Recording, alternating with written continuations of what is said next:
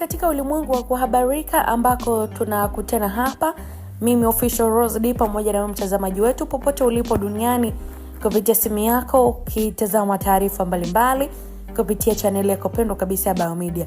Kama hujasubscribe nikwambie karibu sana, endelea kugusa alama ya kengele ili kuweza kuwa mtu wa kwanza kabisa kupata taarifa mbalimbali.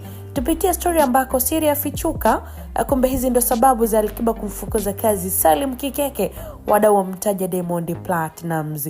Karibu sana mtazamaji wetu, tuangazie story ambako ni siku ya Jumapili Januari 14, 2026, rais wa Crown Media, msanii maarufu kabisa Bongo Flava, Ali Saleh Kiba maarufu kama Ali Kiba, amefanya uamuzi wa kumsimamisha kazi mtangazaji Salim Kikeke kama mtangazaji mkuu wa kipindi cha Kasri kuanzia siku hiyo.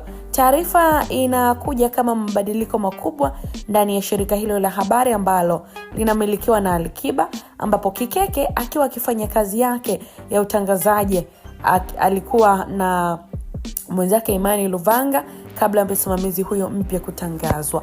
Sasa kwa takribani mwaka mmoja uliopita, Salim Kikeke aliweza kujiunga rasmi na Crown Media, ambaye ni kampuni ya redio pamoja na TV inayorusha mawimbi ya kwanza kabla ya kukua haraka, ikijikita kutoa habari, burudani na vipindi vya mahojiano. Sasa Kikeke alikuwa amepata nafasi kubwa ndani ya shirika na alikuwa mmoja wa uso wa kipindi maarufu cha Kasri ambacho kinawasilishwa kwa mtazamo wa kina kabisa wa habari pamoja na mijadala ya kimtazamo wa jamii.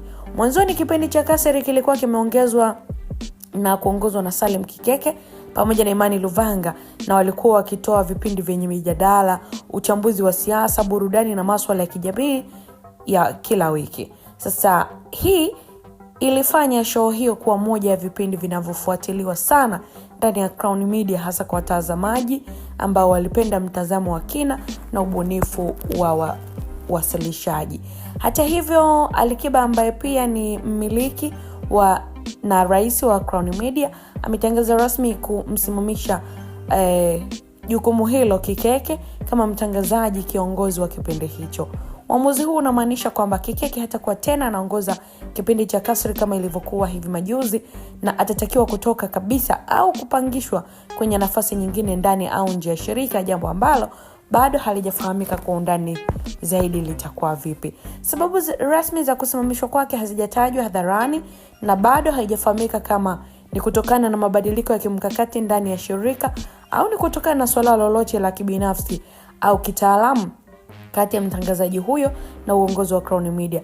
Lakini kwa sasa wafuasi na wadau wa mambo ya habari wanangojea taarifa zaidi kiukweli kuhusu mustakabali wa Salim Kikeke pamoja na nani atakayechukua nafasi yake ya uongozi kwa kipindi cha Kasri endapo itabaki na mabadiliko ya kudumu. Kwa muhtasari tu, kusimamishwa kwa kazi ya Salim Kikeke kama mtangazaji mkuu wa kipindi cha Kasri kuanzia hiyo tarehe 14 mwezi wa kwanza ni hatua kubwa ndani ya Crown Media na inaashiria mabadiliko ya utungaji na uongozi wa vipindi ndani ya kampuni hiyo inayomilikiwa na Alikiba.